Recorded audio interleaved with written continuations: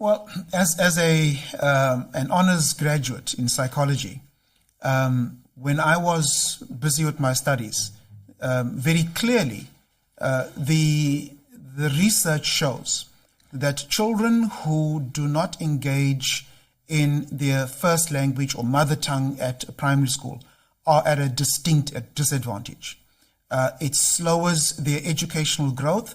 It has the ability also to stunt intellectual growth, and it puts those particular children on a back foot, where the level of instruction, particularly at primary school level, if it's not in the mother tongue. So the research is there.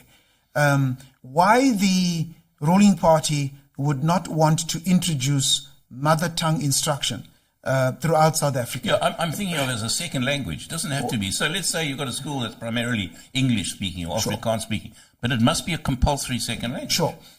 But what is happening? One of the reasons that I would put forward is that it favors the ruling party to have a nation that is not well educated, because a nation that is not well educated is a nation that you can control.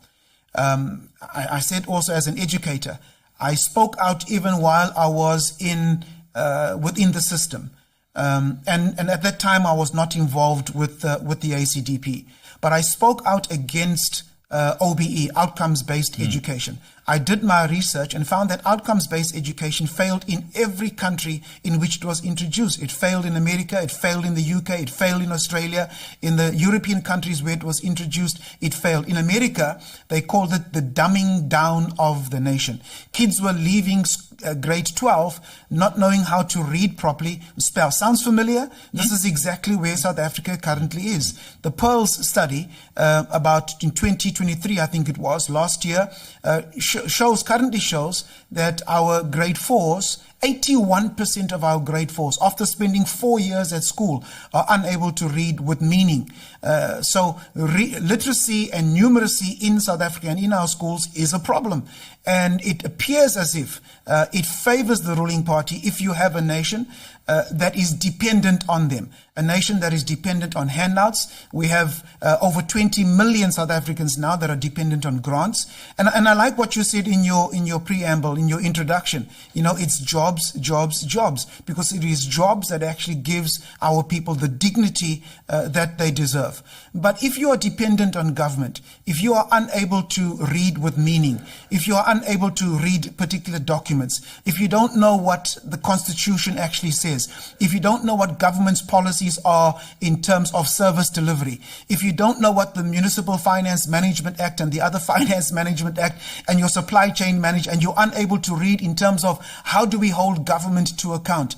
And so it appears as if, and this is, one would say, a possible communist, socialist kind of strategy. Yeah. So you keep the people uninformed, you keep them ignorant, you keep them dependent. We cannot allow for this to happen in South Africa. So yes, I agree with you.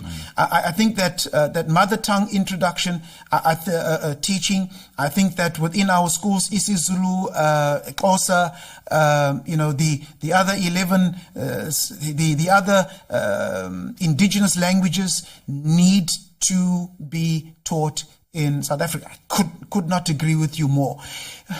It not only is it helps in terms of communication, but I think that those who are able to speak 2, 3 or more languages are found to be also intellectually stimulated, and also individuals who are able to contribute more to society. But it seems as if government certainly doesn't want for that to happen.